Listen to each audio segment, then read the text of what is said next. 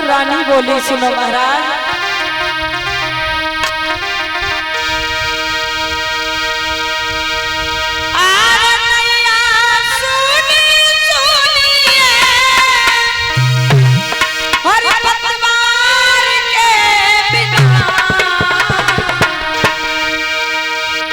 और जैसे छतरी सुनो सुनो तलवार के बिना, जैसे छतरी सुनो सुनो तलवार के बिना।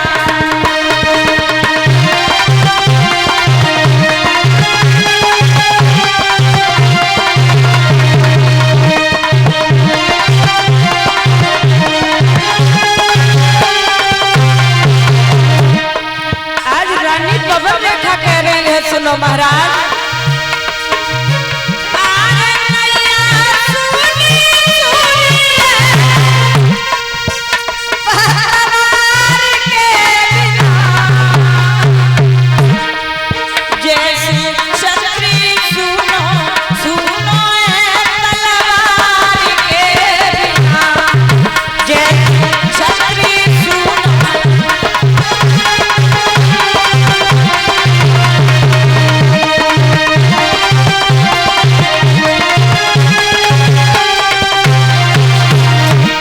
और रानी बोली सुनो महाराज। फिर जाए कपूप बिना मांगे कपूप बिना नारी कपूत बिना लागे सुनी सुनी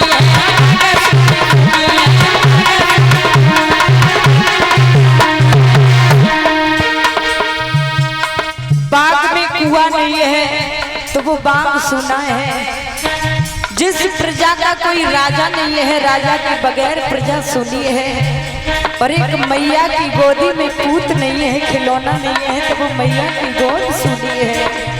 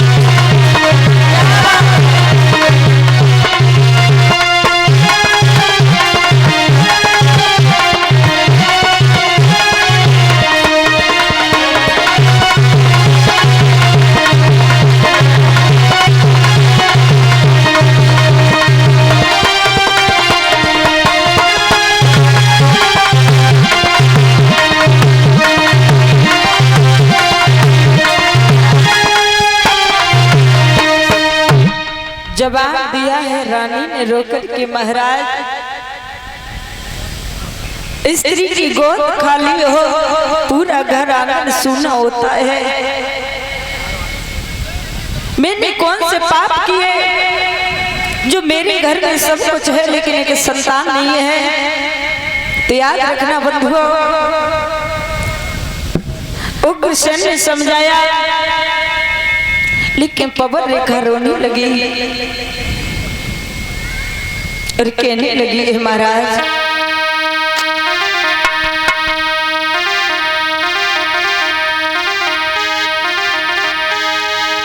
प्रभु तूने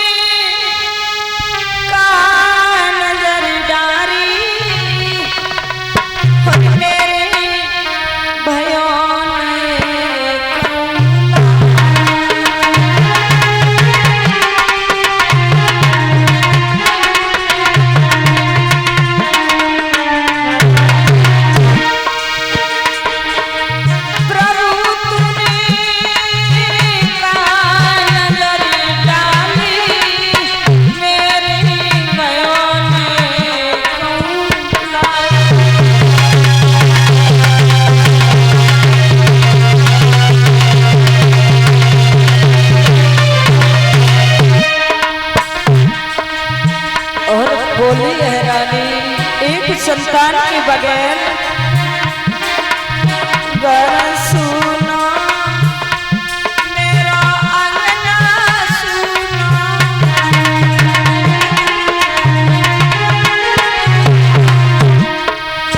बिनी बेटा के दुख मोए दूना।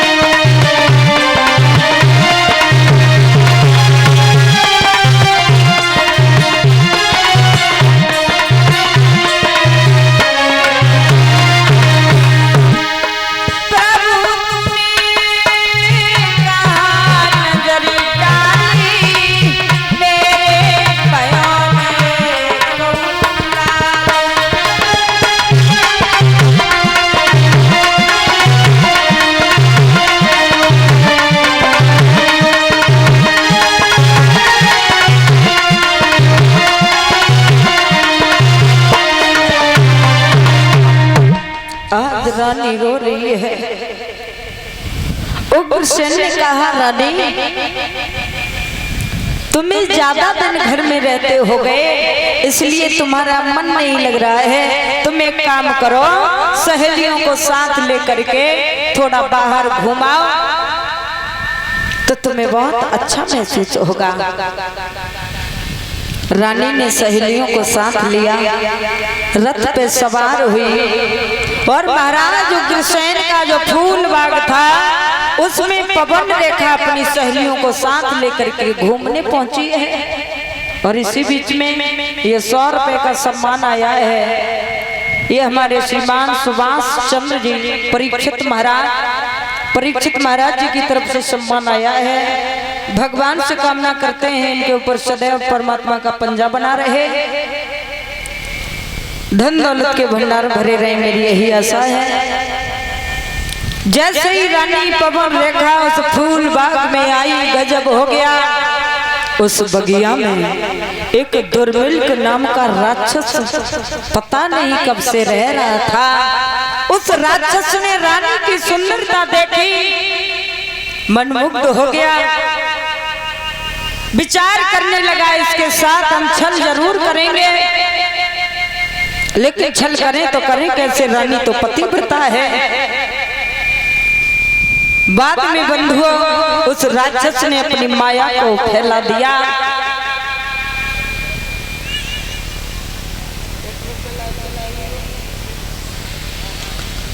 माया फैलाई, वो राक्षस बहुत बड़ा मायावी था। अपनी माया दिखाई तो माया भी आंधी आ गई, और जब आंधी आई तो रानी पवन रेखा अपनी सहेलियों से बिछड़ गई। सहेलियां दूसरे रास्ता पे चली गई, पवन रेखा दूसरे रास्ता पे चली गई। वो रानी कभी घर से बाहर नहीं निकली थी, डरने लगी, चीखने लगी, चिल्लाने लगी। और जैसे ही रानी चीखी चिल्लाई, वो राक्षस उग्रसेन का रूप धारण करके आ गया और कहने लगा, क्या बात है रानी, क्यों रो रही है?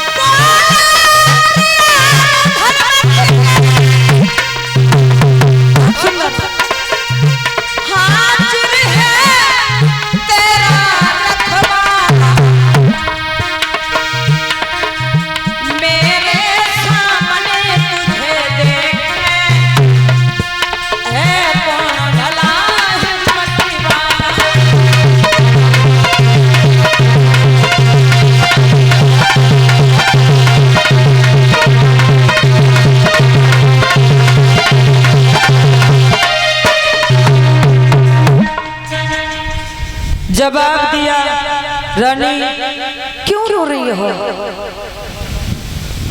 मेरे होते हुए तुम्हें डरने की कोई जरूरत नहीं है। रानी पवन रेखा ने थोड़ी देर के लिए सोचा, अभी तो मेरे महाराज घर पे थे, अचानक यहाँ कैसे? मन नहीं माना तो पूछ लिया, महाराज आप यहाँ कब आए, कैसे आए? वो पापी बात बना करके कहने लगा, रानी जब तू घर से निकली मौसम खराब हुआ और मुझे पता था कि तुम घर से बाहर नहीं गई, तुम घर जाओगी, तुम्हारे पीछे पीछे मैं भी चला आया। वो पतिव्रता भोली भाली नहीं समझ पाई कि ये है तो है कौन? पापी ने रानी को अपनी बातों में बहला लिया। उसी समय भागवत में प्रमाण ये मिला के धोखे से बाली चली किया सती संभो,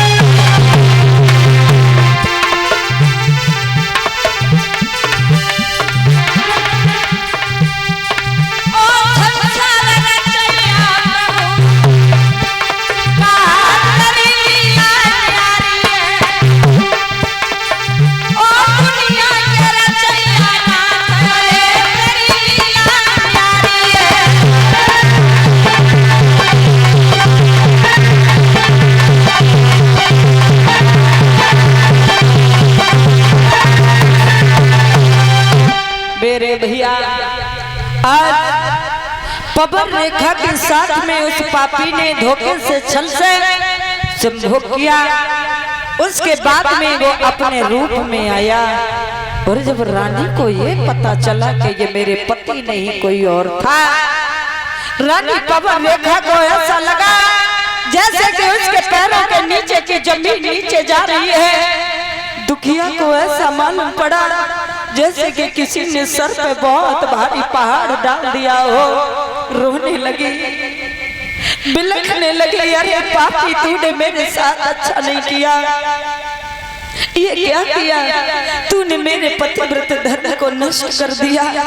और वो दुखिया रो करके बोली है, अरे तेरा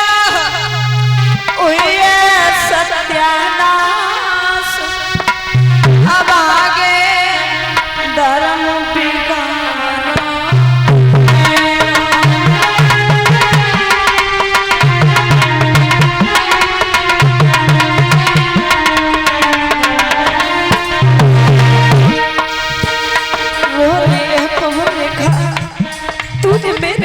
अच्छा नहीं किया, तूने मेरा पतिव्रत धर्म नष्ट कर दिया। पापी मैं क्या करूं, अरे तेरा सत्यानाश, अब आगे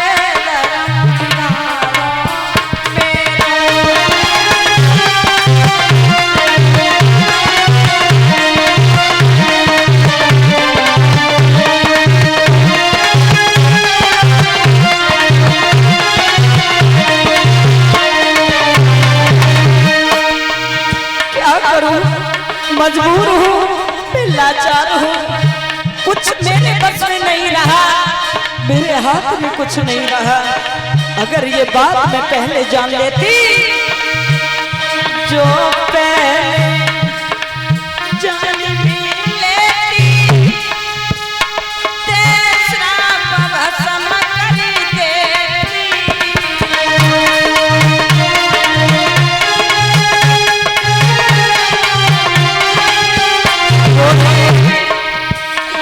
जो पहले जन्म में लेती, तेरा भस्म कर देती।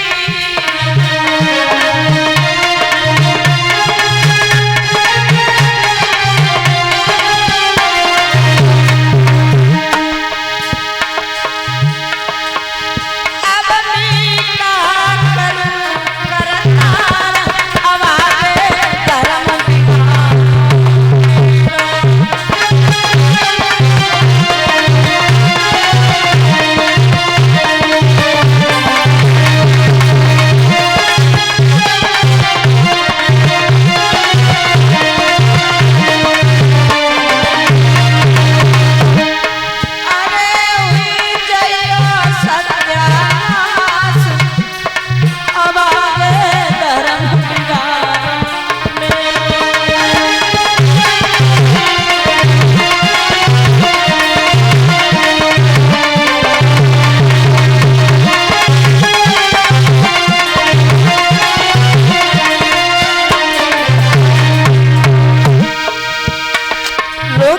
दुखिया बोली,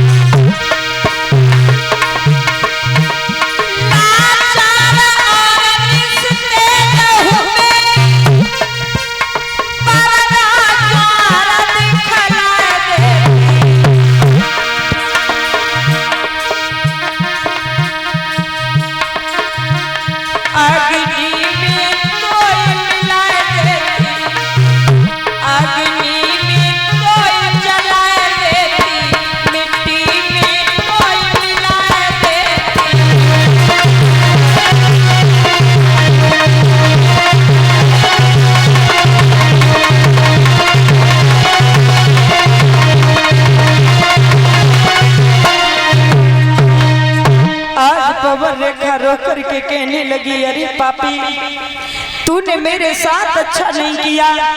ये बात अगर मैं पहले जान लेती, श्राप दे करके तुझे इसी जगह भस्म कर देती। लेकिन अब क्या करें, मैं मजबूर हूँ। आज वो दुर्मिल के नाम का राक्षस कहने लगा, रानी इतना मुझे क्यों कोस रही है? मैंने तेरे साथ में कुछ गलत नहीं किया। तुम कितनी सुंदर हो, तुम्हारी गोद सूनी थी, मैंने तेरी सूनी गोद को भर दिया। तुम्हें नहीं पता है, जो मेरे सहयोग से बालक होगा वो कोई ऐसा वैसा नहीं होगा। कैसा होगा?